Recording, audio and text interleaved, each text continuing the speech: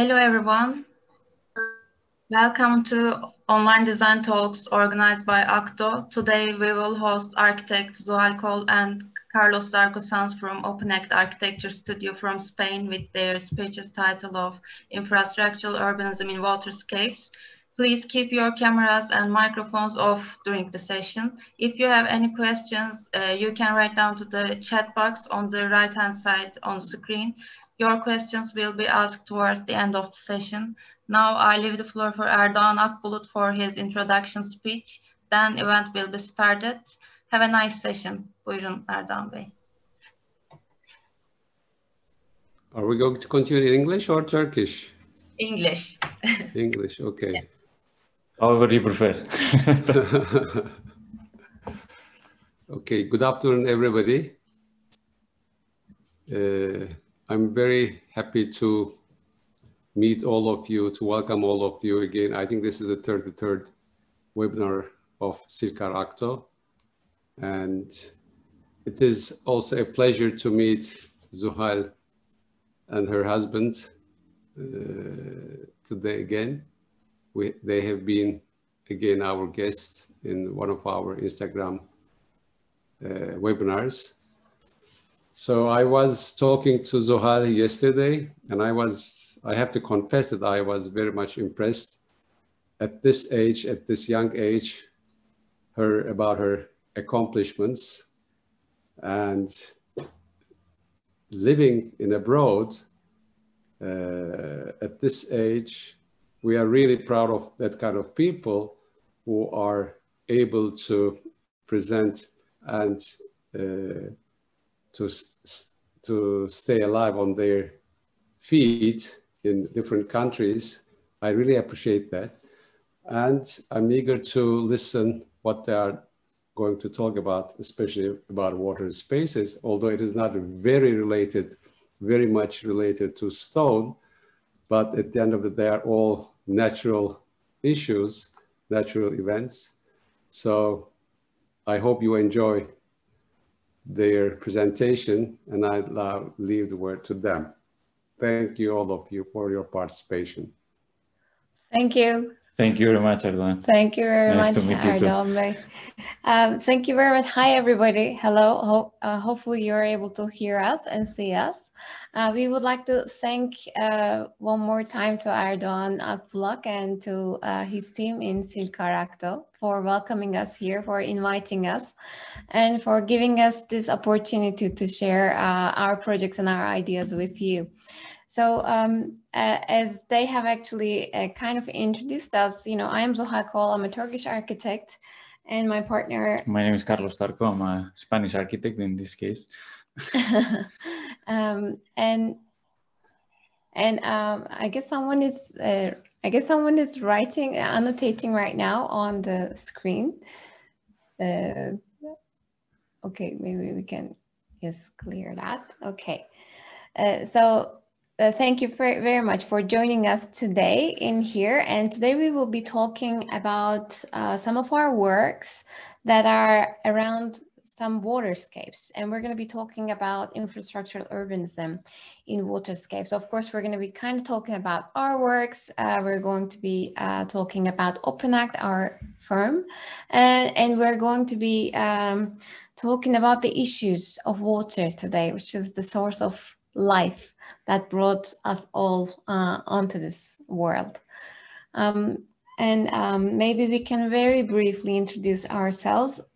Well, we met in Germany. Yes. And we have OpenAct. He's from Spain, I'm from Turkey. I graduated from Istanbul Technical University in 2011. Later, I had my master's degree in 2013 from Cornell University, where I was also working as a teaching assistant. Since then, we started with Carlos, the foundations of OpenAct. And I guess we can say that since 2016, since 2017, we formed OpenAct right now as our this is our only job right now. This is what we do right now, day to day in our lives. And since then, it's formally continuing with offices in Istanbul and also in Madrid. we have been working all these years in European countries and in Turkey too, also heavily. So we are proud we found this pattern that we're going to present you today somehow. That at the end we found ourselves working always constantly revolving around water. I don't know why, but it happened to be like that. So somehow it is kind of a good retrospective to have a look at these works that we have done and put them in a context together. Thanks to Silka for the invitation. We are glad and happy to be here and be part of this. So I'm a Spanish architect, as Zuhal explained. I studied in Madrid. I'm from Madrid, and since then we have been nomad architects somehow, moving around in between Madrid and Istanbul. So mainly around Europe, mainly around this part of the world. So let's begin to our presentation. Hopefully you're able to see the screen. Please, if there's any problem, let us know. Of course, we're going to be talking about our works today, and we're kind of going to explain our ideas about the waterscapes, but none of the works that we are going to be showing today are solely our works. Architecture is really impossible if you're working individually. You always need a team, and these are all collective works of these faces that you're seeing here on the screen, these brilliant minds, these beautiful faces. They have been part of OpenAct. We have been working with them for several years now, and their works and their amazing ideas, their brilliant ideas actually gave rise to these projects that we're going to be showing today. So we are, as we said before, we are a Madrid and Istanbul-based office, and we're working mainly on public space and public infrastructure projects. So the scales that we're working on are ranging between urban and architectural because of the public nature of the works, and also again because of this public nature of the works and of these projects, we are involved generally in projects that are supported and provided by government authorities in different countries. Therefore, we are attending to many national and international competitions. So we have numerous awards in these competitions, but our productions are not only limited to architecture and urbanism projects. Due to our research, we are also a studio that is constantly producing research work through different mediums such as exhibitions, biennales, conferences and seminars just like this one, and we're continuously publishing our works via online and printed publications. Today we're going to be talking about waterscapes and our projects on waterscapes, but it would be just not really fair to directly jump into that without explaining what is the main focus, what is the main research concern of our studio. So we are gonna kind of talk about this concept of the open project and the concept of the open systems, because it's also so much related with water and waterscapes and water in the city. Because the open project constitutes the very foundations of our research, and it's also our understanding of urban and architectural realms they're inseparable from the open projects or the open systems as we call them, because we constantly question our role as spatial designers within the projects that we are producing. And on the screen you are seeing this terminology. There are some keywords that each and every day we are seeing more and more, like adaptability, contingency, responsiveness, multiscalarness, reactiveness, indeterminacy, right? So we're coming across these words every day more and more, and not only within our profession, as I said, this is actually like each day in the news, you will be coming across with these kind of terminology. It's because the dynamic complexity of our environment is inviting architects, designers, or whoever that is dealing with the world, with earth, air, and water, to a transformed discipline where we cannot, where we have to now make new characterizations through contingency or immateriality, or with the blurry lines of changing constants. So our traditional role as architects was drawing the lines that ordered the world. But this is no longer valid because, you know, the change is so rapid and it's so continuous that, you know, drawing those lines are getting harder and harder each and every single day. So we really need to question our role right now and how actually we can challenge our traditional role as we are drawing and determining these lines, or can we even determine them? We are asking these questions every single day.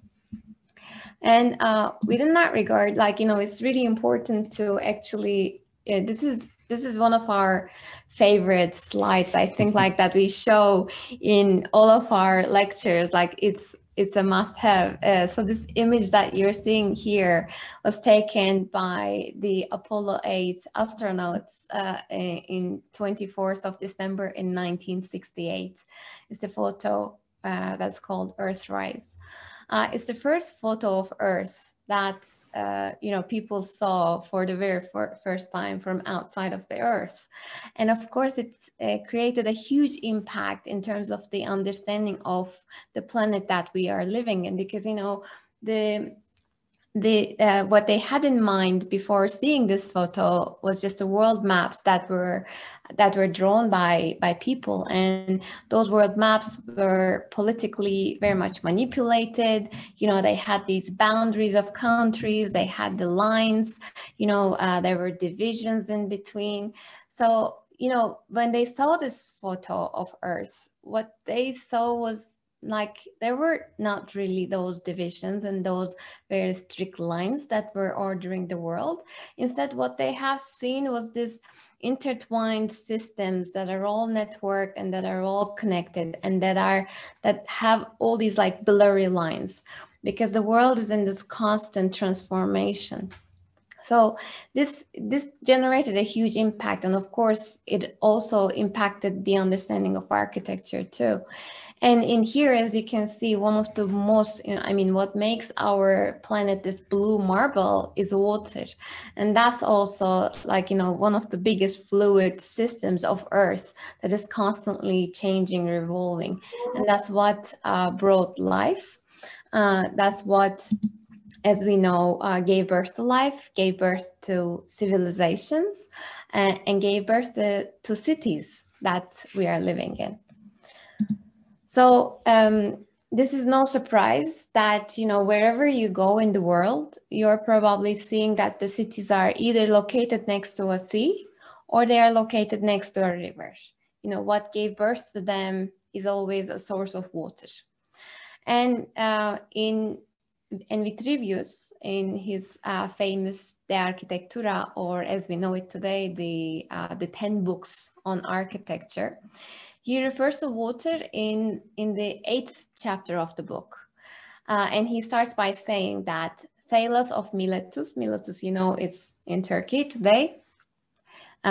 He was one of the 7 sages. He declared that water was the first principle of all things. And then Vitruvius continues saying in the book, we observe indeed not only that all creatures have been begotten of these elements, but also that none can be nourished without them, nor grow, nor sustain themselves. And then he's adding, saying that, therefore, the divine intelligence, you know, decided that those things which were truly necessary to the nations would be neither difficult nor expensive to obtain. Not like pearls, gold, silver, and the other things that neither the body nor the nature requires. So, of course, this sentence right now, you know, is very different than how we are observing water today, right? His observations that you know, he did in the 1st century before Christ about water being neither difficult nor expensive to obtain are, of course, not really valid for us today. Today, we're talking about immense problems about accessibility to water, to clean water. and if it's whether expensive or not, or can we reach it or not, if the divine intelligence is really providing it so easily for us. So we're facing increasing challenges in our accessibility to water resources, which of course Vitruvius's book is claiming as the first principle of all things. It's true, it's still needed, but it's so problematic to obtain it and to access it. And within our cities, I mean, just like our cities appearing around the water, we still gather around the water. It's our main common source of existence and our main concern today within the 21st century, right? Like with all the climate crisis and everything. And the role of public space in relation to water or water infrastructures within our cities have, again, very huge responsibilities to incite the cities, to incite the public to come together in action and in speech, and to care for these unique source of life so that it can endure from one generation to the other. It can transcend our brief lifespan on Earth. After all, I mean, when we think about water, it was here before us, and it's supposed to be here after us. So within these understandings, we approach to our water infrastructure projects or to our waterscape projects that are themselves generating a new landscape, becoming the central element for a new social ecology within our 21st century atmospheres. And today we are going to show you 3 of our projects that are our very recent projects where water suggested new understanding of publicness. So now I'm going to give... Yes, thank you very much, Zuhal, for the beautiful presentation. I didn't see it before, and it's really nice. But in parallel to this presentation of water and how important is water for all of us in our lives, we are going to present you 3 projects. 3 projects there, each one of them in a different country. And the first project we would like to share with you is the result of an international competition that we won in Zagreb. Zagreb is the capital of Croatia in Europe. We won the first award of Europan 13. If some of you don't know what Europan or what it means or what kind of competition is, please, if there are young architects in the audience, I'm pretty sure there are. So please have a look and check. There is a international competition for young architects in Europe, and they're really nice and forward-coming jobs and works in the platform. So in this context, it never hurts to say this about Europan, but in this context, the competition actually asked, we are in the city of Zagreb in Croatia, and it was focusing on the forgotten spaces, public spaces around the river banks of the river Sava.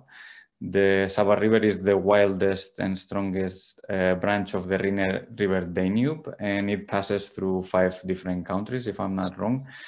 And it's so wild, actually, that the city of Zagreb has a really particular relationship with its river, unlike, for example, some other European capitals that are established, not also established, but they are also reasoned around the river. Zagreb's urban growth, as you can see in the diagram below, had been formed somehow with a tendency of move away from the river, trying to avoid these constant changes in trajectory due to the floods that actually the river was creating.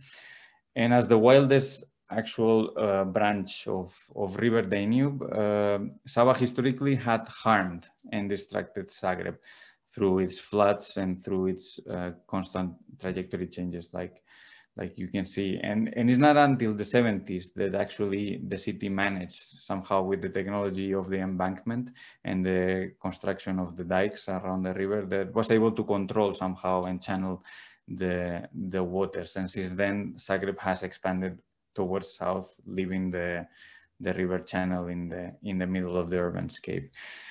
So aiming to test the potential of these riverbanks as vital spaces for the city of Zagreb under the topic of the competition and the main theme of adaptable city, the brief asked for proposals that actually can shift the perception somehow of that area after all these memories of the floods of the past. As you can see, if you know Zagreb, you probably know, if you have visited the city, is this vast area of 7 kilometers that is cutting in half the city center of Zagreb, leaving a huge void in the middle of the city. The dark area around it is the river. There is around 100 meters in width, and then we have the 2 embankments that are the flood zones. So it's roughly 300 meters in total and 7 kilometers long. So as you can guess, is quite huge. So the main question for us at that point was how to transform this vast 7 kilometer long floodplain into an enduring public space, but of course with temporary programming due to the flood risk. Later, as we were commissioned with the project in 2017, and we started working with the city of Zagreb, actually the project site kind of shifted in between the 3 bridges, the 3 main bridges of Zagreb. Zagreb has this very symmetrical planning coming from its Austrian past. And the idea was that this will be a riverbank park somehow, but temporary, and also shifting and evolving with the citizens over the course of the years.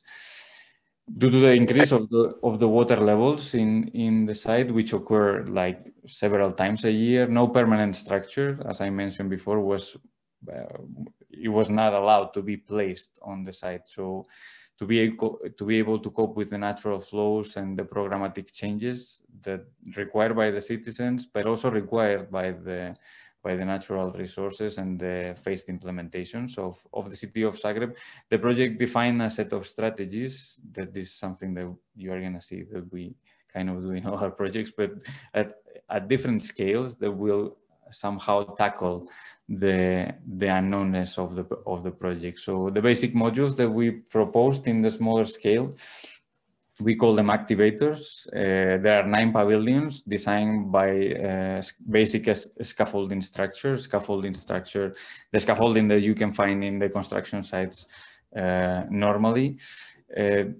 As you can imagine, we have to meet with the emergency flood protocols of Croatian waters in that case. So they actually were able to predict the flood from coming 4 to 5 days before it was happening. So we had a really short time span to dismantle all these structures and remove them from the area at that point. So these different pavilions are able to host programs and activities within themselves, but also when clustering in an M scale that we called it, and we grouped these activators in different combinations, we can create bigger scale programs such as a floating concert, temporary museum, or a big sports event that can happen in the area. Then later on the larger scale, the project proposed really subtle interventions such as biking paths and walking paths to connect these cluster areas that were formed around the river. And the project also envisioned different sports activities, beach football, beach volleyball, horse riding, paragliding, and some restorative plantation to filtrate the waters of Sava. And finally, within the large, huge city scale that I showed you before, we introduced this idea that the pavilion clusters actually will be moved from one site to another in different implementation seasons to help start this urban conversation between the different neighborhoods of Zagreb, and also to enhance this infrastructural connection in between the east and west of the city. So as the pavilions are being moved from one side to another, the different neighborhoods actually will start a conversation with each other. They will discuss which type of programs they want to bring to the site, in which type of programs they don't want to bring, or where the potential locations of the pavilions in the future will be. And that engagement and feedback mechanism will feed the project with all these local ideas and improvements actually that will be introduced in the future versions of the project.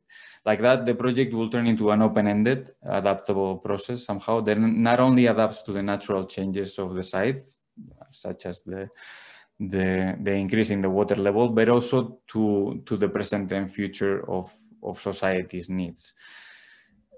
So in 2019, before COVID, early summer, the first phase of the project was actually implemented and completed on 3 of sites in the embankments of Sava River. 9 of the pavilions were mounted in 3 different sites next to the Hendrix Bridge and basically the most used bridge of the city of Zagreb. The constructed pavilions were activated with various cultural and sports programs between the months of June and September.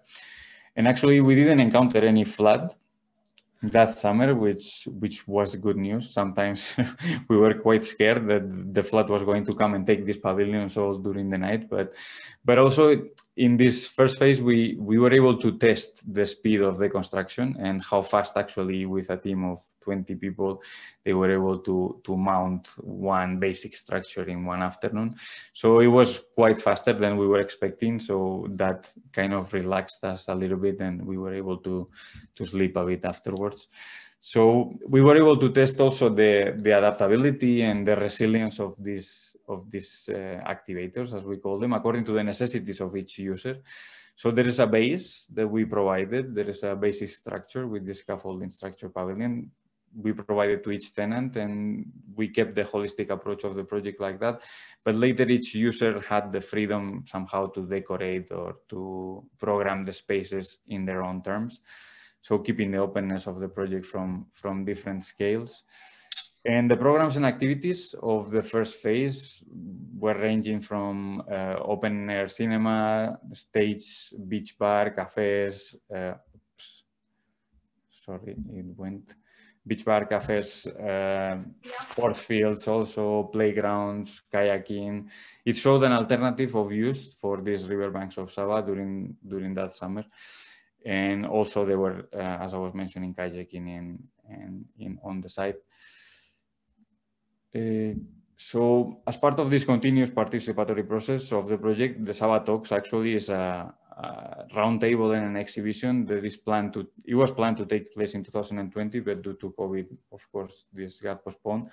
But this interactive exhibition is designed so the citizens are able to come and provide their feedback and give comments and discuss potential locations of future versions of the project. And they can even create their own clusters with some small models that we had on the exhibition. And they will create demand for potential locations of these programs. As I mentioned, the project was planned to be implemented in 2020, again, as a second phase. However, due to the, as you all know, we are meeting in an online form right now. So due to this health crisis that we are living in, the process was postponed. Hopefully, if everything goes as planned, the second phase of the project will be implemented on the site. And it will be really exciting for us to see what more possibilities and options and different scenarios will take shape of the project. These are some of the plans that we had for the upcoming events. And here, really briefly, this is a video we prepared after the competition for the exhibition. You can see the adaptability of the project for different program scenarios, but also how the project is resilient somehow to the flood conditions of the site. And each pavilion has a different program within themselves, but then when they create a much bigger program, when they are clustered within each other. In the end, the project and also ourselves as the architectural team, we're trying to cope with this large amount of unknownness of the project and unpredictability of this project.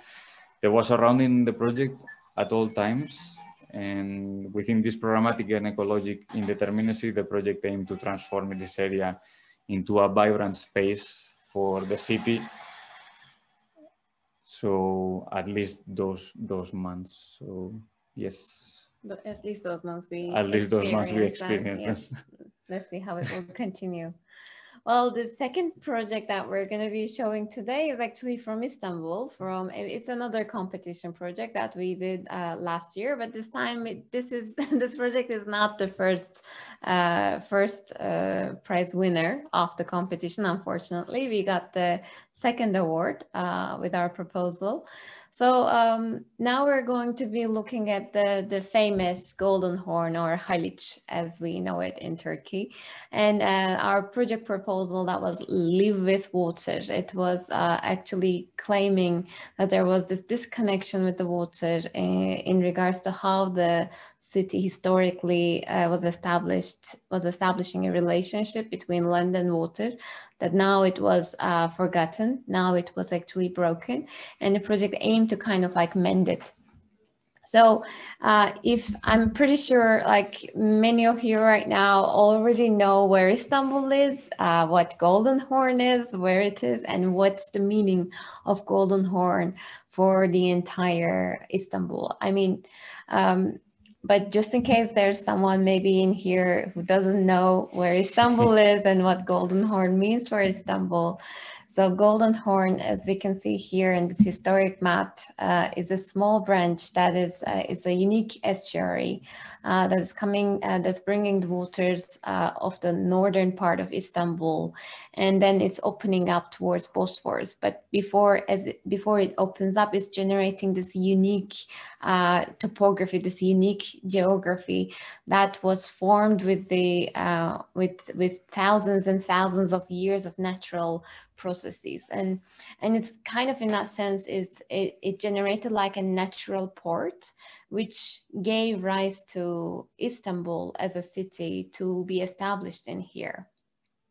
And this because it was an area that was protected from the wind, it was an area that was also easy to protect and defend against the enemy, right? All of a sudden we start seeing a city appearing around it.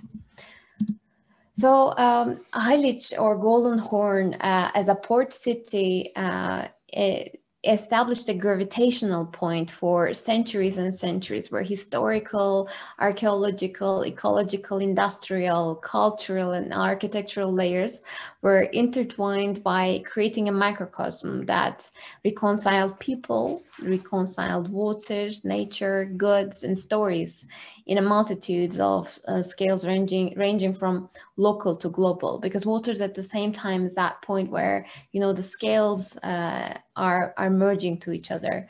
The nations are merging and connecting to each other. So Haliç, actually, Golden Horn actually was that point where the local met the global for centuries and centuries. And it was that place where were hosted 3 empires also.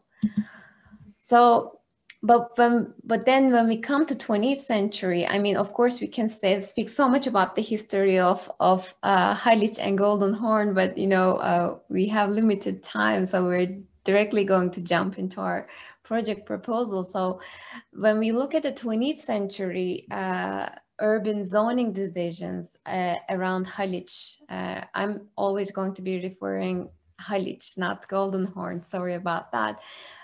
So when we look at the 20th century urban decisions around Haliç, what we are seeing that this traditional port city, which was like based on trading, you know, it was like a trade port and a traditional one, but then it's turning into an industrial port in the 20th century. So the zoning decisions and industrialization of this ancient port did not only cause water contamination that we are still very seriously dealing today, but also it deteriorated its environmental landscape and its natural habitat.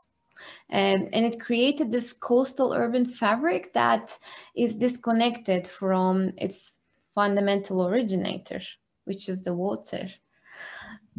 So to really understand the area before we started working on it, even though most of us who were working on this project were from Istanbul, we really actually wanted to understand and we wanted to listen to the site. So therefore, we conducted a huge research study and we have been looking at the the historic maps, old cartographic studies.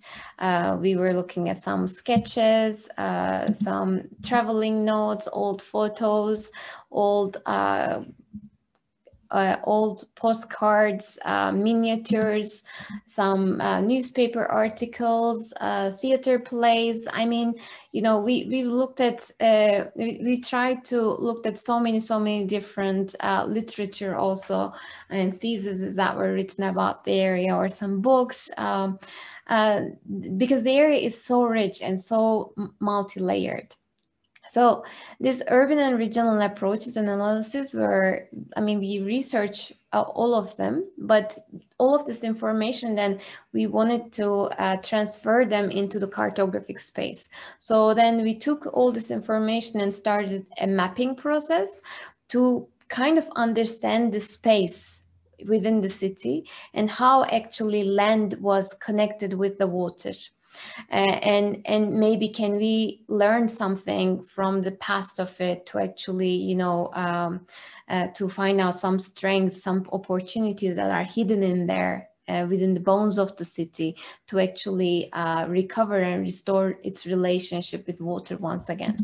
So as we started mapping, as we started bringing all this information of the research onto these diagrammatic maps, like this map was the one where we have found out this urban morphology became so apparent to us that actually the entire port city, since the Byzantine times and later with the Ottoman period, it was based on this morphology of this traditional spatial organization of a port economy, which was so much guided by the port, the pier, the gate, and the street.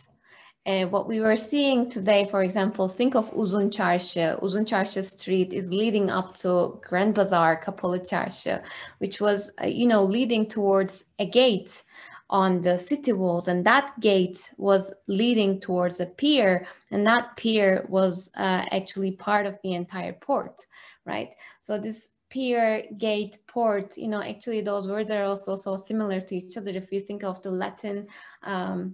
Latin origins of the word, gate even is porta, right? Or the pier again, porta, so all of them are, they all meant the same thing. That was that place. And that was, this was actually the framework that was tying the land with the water. And there was this constant relationship day by day in between the inner parts of the city and between the waterfront of the city. And that today, when we were looking, we were trying to kind of understand how the city transformed from that past to right now, and what actually we can learn from the past, and maybe if we can implement something by learning something from the past of it. So when we were looking, actually the old city walls right now, again, there was some sort of like an infrastructural barrier, again, laying horizontal to the waterfront. In the old times, that was the city wall. And right now we have the vehicle road and we have the tram railroad, right? And then the gates are still somehow there. You can kind of like see the drawing on the right. Some of the gates are still there somehow. The streets, the main streets that are leading from the inner parts of the city towards the water are still acting as those like main streets to come down. The areas where there are gates are still acting as, are still where today we have the pedestrian crosses to cross actually to the waterfront. However, as we cross to the waterfront, none of the activity that used to be there is there anymore. Those areas are undefined, and they're like these huge brownfield areas that's actually hard to approach, really hard to be there, really hard to stay put and spend time. So that was the question. The question actually, like the project then started, then try to understand this and actually mend that front part of the urban framework, which was lost and forgotten. And we said that maybe we could actually tie this broken relationship between the land and the water by actually listening to the city and actually understanding its original urban morphology, and again tie it with this creator, which is water. And then what we did was kind of like to revive this entire urban framework. We generated these programs where the cities again led to piers, but this time the piers were actually recreational piers, and this time the ports were not trade ports nor industrial ports, but actually they were recreational ports. And so we started like transforming all these spaces. As you can see, this is a pier, but this time this pier is not used neither for industry nor for trade, but this time it's used for water sports. And as you can see, there are these floating platforms. This time they are not the boats that are carrying the goods nor the products of the industry, but this time what those floating elements are carrying is the activities of recreation. And what they're carrying is this new publicness as we are defining it. But of course, looking at, you know, when we are talking about Haliç and tying its relationships, it's not only, you know, with how humans are interacting with it daily through recreational activities, but also we need to restore and recuperate the water ecologies and the green ecologies of Haliç. And for that, we started looking not only our projects site specifically, but we were looking at the overall territory of this estuary coming from the northern part and how it is then being discharged to Bosphorus. So we looked at the entire green infrastructure, and again, what we have found that, you know, the city actually was again built on top of these street, gate, pier, port network, and again, those streets were leading down that are leading down towards the water were actually designed according to the prevailing wind directions of the city, which were making the city, which were making the ventilation through the city much easier, and also the pollination through the city much easier. So we tried to find the patches that were missing. We tried to find those areas that actually can, you know, create this green system like a much more robust system as it was before. And we tried to restore and recuperate that as well. And then we looked at the water infrastructure of the city, and we found out that again, those streets were the areas topographically where water was being carried down towards Haliç. And right on those streets that were carrying the water, actually they had the aqueducts, they had the cisterns, they had the hammam. So actually they were using rainwater even back then, you know, and they really understood and appreciated the importance of these natural sources within our lives. And again, what we wanted to do, we wanted to carry the water and feed the waters of Haliç with clean rainwater. But as you know, we were taking them down, we were actually cleaning them. We proposed to clean them through bioswales, through rain gardens. So when the rainwater was reaching the waters of Haliç, it was actually clean. And through this whole thing, we generated a holistic framework that, you know, where the green and water infrastructure was fully functioning through this ancient urban framework. And here you can see a really diagrammatic section of it, how the water is flowing down towards the water of Haliç, and how with this movement of water, also recreational life is occurring on top of it. And also, of course, the area is historically layered and layered and layered, and also transportationally is so much layered too. It's the area where you can find the sea transportation, the vehicle transportation, you can find the railway transportation, and all are so much, you know, superimposed on top of each other with so many intersections. And it's also a really chaotic area in that sense. But, you know, what we found out actually with the transportation, we tried to create a pedestrian-friendly area with the use of public transportation, but also we really try to get rid of this huge invasion of sea vehicles and also motorized vehicles from the area as much as possible to generate this air and to recreate this area that was actually for for overall, it was originally also designed for pedestrian circulation all over. And all the stories, you know, all the fires, all the news that made it to the newspapers, all the you know, the past with the war and the past with the celebrations and everything. We also tried to map them, and we tried to put them geographically to their locations. That also played a huge important role as we were trying to decide the programs all over. And as we said again, you know, the waterfront is such a narrow area in Haliç today, especially in where we were working between Eminönü and Fener. So there's literally no space for you to place a sports field, you know, for the neighborhood or for the people, you know, who are visiting this area. Therefore, this time we took this idea of the port, and instead of the boats that were floating, we generated these platforms that are floating with public amenities on top of them. So, you know, and like that, we were able to put, instead of 5 different basketball courts in 5 different neighborhoods, we were able to actually place one big floating basketball field, which would be visiting those 5 different neighborhoods, and that would start a conversation in between them. And of course, also these floating fields, they were coupled with aquatic vegetations beneath them, all that were also cleansing the water to restore its aquatic habitat. And all this movement of recreation were also supported by a digital app, as we wanted to give the opportunity to people for them to monitor, but also become part of this entire talk, and, like, you know, also become the decision makers in terms of how this public space would be functioning day to day.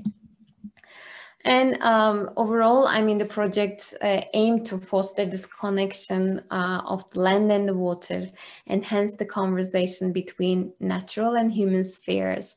And it tried to attempt to recover and recuperate its water ecologies and probe the impact of climate change, as well as the water level change at the intersection of socio-ecological, socio-political, and also socio-spatial encounters of 21st century. But yeah, as I said, this was a second prize winner, so we're not going to be able to see this being built, unfortunately. It will be good. What? So for the third project, that actually is another river that we're going to present you. I'm going to present you really quickly. I think we are getting too long speaking. But this is also another competition project, and this is a winner this time, yeah. This is the last project that we have done in the office, and we won, as Zuhal just said. This is in Podgorica, that is the capital of Montenegro, and amongst many other European capitals, there are situated around the river, like I was explaining in Zagreb. Podgorica's conversation with its river, with Moracha, that is the river that passes through Podgorica, remains distinct it has some peculiarities too, and offers an exceptional opportunities to explore new models of co-creation and cohabitation with nature, in this case for the 21st century. So in almost all European capitals, there are regions around the river, and we are finding this pattern again, that rivers have been profoundly manipulated. Somehow they have been tamed, they have been constructed, they have been urbanized throughout history around them. But it's not the case. This is not the particular case in Podgorica. Due to its unique morphology, as we found out during the research of the project, this forming of a sharp canyon with almost 25 meters difference in height in between the riverbed level and the terrain level or the upper level, kind of created this layer of protection around the river that kept it untouched somehow in the middle of the urbanscape. And also due to the recent history and the past history of urban planning approaches that and strategies that actually were applied in the city of Podgorica, somehow they omitted the river and avoided any sort of reciprocal relationship in between the city and its river. Somehow the planning decisions jumped from east to west of the city, just jump into it, just leaving it there untouched. And Moracha, actually, the river Moracha persisted somehow to stay almost unperished, untouched, and untamed wilderness, we were calling it, right in the middle of a really urbanized area as is the capital of Montenegro. So this a wilderness that actually nurtures and is nurturing an entire ecosystem within its waterscape and water territory that is expanding from the mountains around the city to Lake Sadar in the south. And Moracha is a vital originator for Montenegro's Adriatic basin, actually.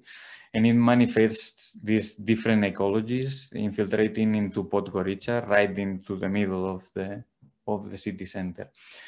And Moracha River also holds the highest, if I don't remember wrong, is the highest floristic and faunal biodiversity values for the entire Europe. So it's placing the city of Podgorica and Montenegro actually amongst the top of the Mediterranean and European countries in terms of these biodiversity levels. And the river embodies and exhibits this huge territorial biodiversity and unique natural resources of the country right through the capital, as I was mentioning, pushing us to rethink. And in this project, it really pushed us to rethink what is the relationship of Moracha River with the rest of the city, and also what is the relationship of the rest of the city with these natural landscapes and natural environments that we found in the middle of Moracha. So in this case, instead of proposing an urbanized river bank park, somehow the project concentrates on discovering a non-invasive socio-ecological encounters. Meanwhile, intervening in this extremely valuable natural environment, the project aims to develop this sociocultural density without being necessarily urban, and ambitions to provide a harmonized common habitat, balancing the human and the ecological processes and natural preservation of the site. So the project actually came up with and envisioned a river Moracha that is somehow an oasis in the heart of Podgorica, and is offering an easy escape from the hectic pace and constructed environment of a capital, of the everyday urban life of citizens of Podgorica, and turning into an ecological destination. Somehow this strategy focused on minimizing the impact to this natural environment, but also reframing this relationship between the urbanity and nature by introducing a framework of gradients, of systematically defined methods of coexistence on every level in between these natural systems and the human systems, from program to circulation and also ecological restoration of the area. So this proposed framework included a series of toolboxes that are based on aquatic and terrestrial ecological functional zones of the river. And it was consisting on a circulation toolbox, proposing new methods of transportation and new mobility decisions around and revolving around the river, such as bike paths, adventure paths, and also included a new bridge for a forgotten connection. Also, this set of strategies included an ecological toolbox that helped protecting, restoring, but also enhancing the natural existing ecosystem and existing habitats that we found in the river area. And as third toolbox, we had the programmatic toolbox that its aim was to maximize somehow the relationship, this forgotten relationship of the city with its river, and create and maximize this relationship in between the citizens of Podgorica and its river. We implemented new cultural, recreational activities, and also adventure programs such as hiking. There was a zip line to cross from one side of the river to the other side, and also fishing activities, swimming activities, to try to enhance and empower this potential that this great area of the city has with the river. So the project actually reframes this relationship that I have been talking about, but also proposes a responsive and communicative virtual ecosystem. As Zuhal was explaining, something that we are doing. We try to empower people, giving them the chance of taking participation into their own decisions of the project, into their own environments. And that will enhance, again, the interaction and the data interaction in between the physical constructed spaces in the city center and its citizens. So like this, the project consolidates a more empirically based human/nature, somehow centered design. In this case, aiming to achieve this participatory, transparent, and dynamic future for the city of Moracha.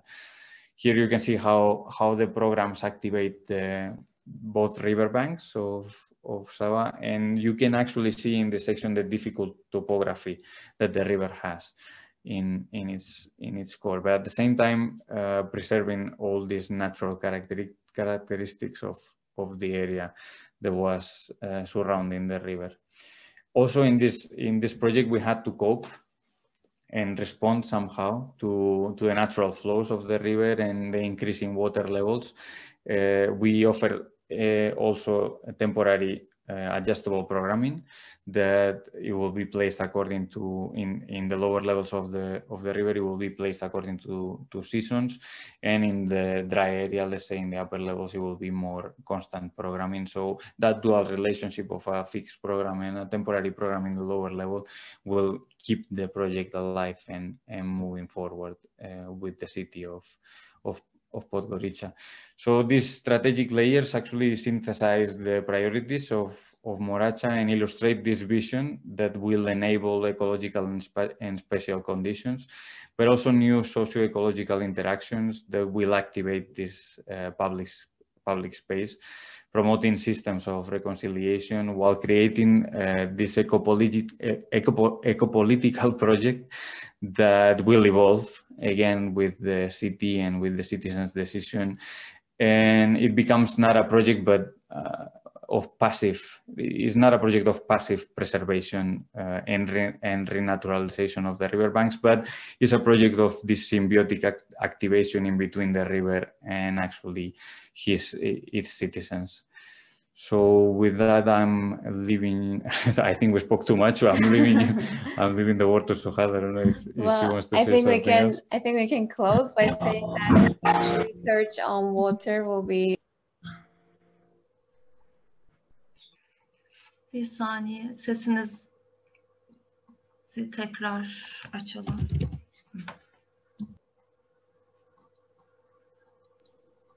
No? Now is it fine? Okay. It was turning off by itself. So I guess it's fair to say that, you know, our research with water will be continuing.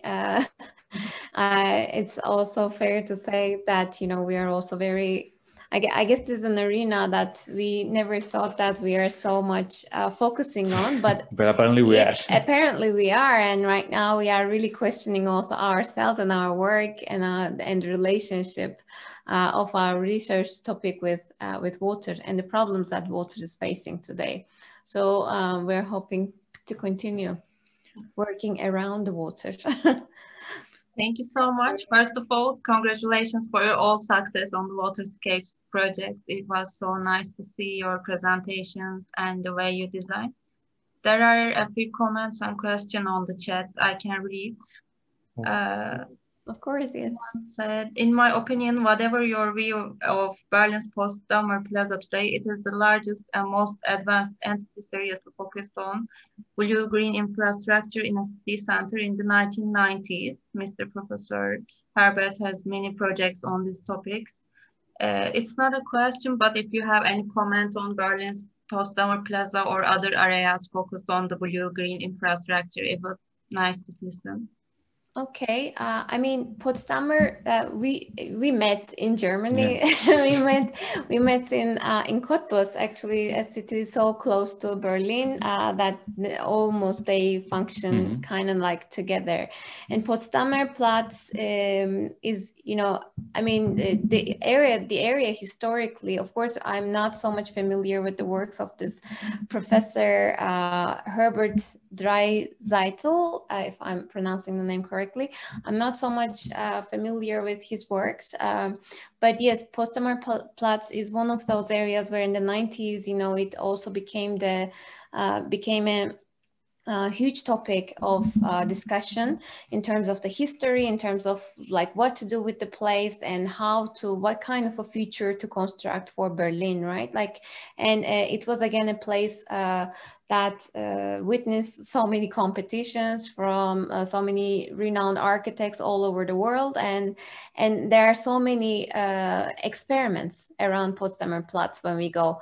And of course, one of those, I wouldn't be surprised that one of those experiments is actually about the blue and green infrastructure of the city. So in that sense, I mean, Berlin and many other speculative projects that are in Berlin are providing really great insights about it. I would definitely suggest everyone to look at this particular professor's works, as our commentator is suggesting, but also looking at the project, you know, again, another speculative project by Ungers and Rem Koolhaas, you know, the archipelagos, Berlin archipelagos, will also be really great to think about the impacts of climate change, the green and blue infrastructure again. Thank you. Thank you. The other one is, you mentioned about the Golden Horn, and I am wondering, what do you think of as an architect for landfilled areas on the seashore in general? Would you like to? I mean, that's a really general, really general approach, but I mean, any kind of decision that is not somehow ecologically driven or somehow taking care of the natural environments that we are living today, at the end of the day, I'm revolving around the same topic again. We are living in this era that we have constant climate change, and global warming is one of the most serious topics that we as architects can think about and have a responsibility actually to act upon. So my comment will be that any kind of decision that is harming our built environment and natural environment, either natural or built, it should be rethought, and it should be thought 2 times at least, and checked, double checked, and if we are able to somehow provide the same spaces, because as architects we have this role of somehow coming up with difficult solutions to difficult problems, but maybe the solutions can be simpler, and they can somehow solve those difficult problems still. Sometimes it's also not doing, right? Sometimes you know, as we're trying to solve a question, as we're trying to bring an answer to a certain question, then we are maybe overdoing, and maybe sometimes it's harder to say not to do. I think those landfilled areas in waterfronts, you know, it's again, humans' dominance on nature is unquestionable, right? And we are dominating nature. We're dominating air, or earth and water, and of course we are using them for our own survival in that sense. And I guess again, like, you know, that's an attempt again, sometimes instinctually, again, for ourselves, for our own survival. But we need to question in here, the actions that we are taking for our own survival, are they actually generating problems for our own survival? Because our survival is not separate from the survival of nature. So, you know, again, I think this is one of the issues, you know, one of the many things that we do to manipulate nature. And again, you know, we need to work with that like, you know, that very cliche, but, you know, very correct term at the same time, not working against nature, but working with nature, right? So if you need space around the waterfront, you know, it's feeling a solution. Sometimes yes, sometimes not, you know, that is an issue. I mean, for example, again. in our Hadich project, of course, there was a lack of space in the waterfront, but we proposed these floating platforms that somehow they don't harm. They provide you the space the same way you can put a football field, you can put a basketball field, but they are not somehow harming the environment. It's more than that. You can provide the systems to these platforms to heal somehow and clean the waters of Haliç. In that sense, in the case of Haliç, you know, like we could have just said, okay, like we only have 7 meters of width on the waterfront. Let's just make it wider to put many more basketball fields or football fields. But the choice was actually to generate, like to create these floating platforms, which, you know, benefited the area. Economically, it's cheaper. Also, you know, for the earthquake, it functions better, right? Like, because that's also another problem of Golden Horn. And at the same time, you know, it was with this vegetation that the floating platforms had underneath, it was also cleaning water. So, you know, it was like one stone, I don't know, like too many birds, I guess. So we can be critical about these very traditional 20th century ideas about how we manipulate nature. Okay. Thank you. Thank you for your question. There were all the questions. And just I want to remind you that event will be shared on the Silicar Mining account, YouTube account after this event. And if you want to say something, Erdoğan Bey, you can.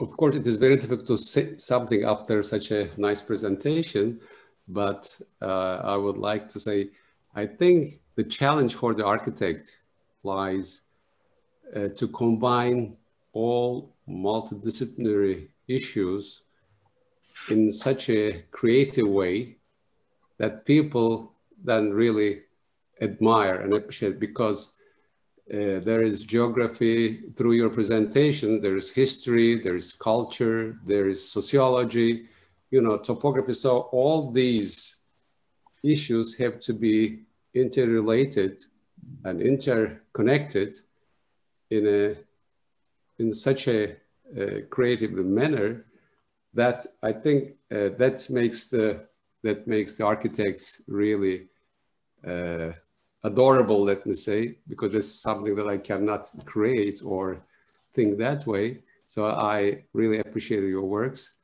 and thanks for the contributions, and thanks joining our webinar. And once again, I wish a good, still continuing success in your future works, and we will be your followers. And I hope one day, either in Spain or in Turkey, we meet and have a cup of coffee together. Yes. Please. Yes, we're looking forward to those days where we can make this face-to-face interaction. I mean, this is a good platform and a good, it's really nice to meet online, but sometimes the physical interaction is necessary too. Yeah, very much. We're looking forward to it. Thank you very much for welcoming us. Thank you, Zuhal. Thank you, Carlos. We are so glad to have met you and hope to see you in person as well. And good luck, everybody. Also, if you have any questions or any comments about our works, we're always open and accessible through Zoom and too many platforms. So thank you very much for listening to us today. Thank you. Have a good weekend, all of you. Thanks also to all the participants. Have a good weekend, everybody. Bye. Bye. Görüşmek üzere. Bye. Bye-bye.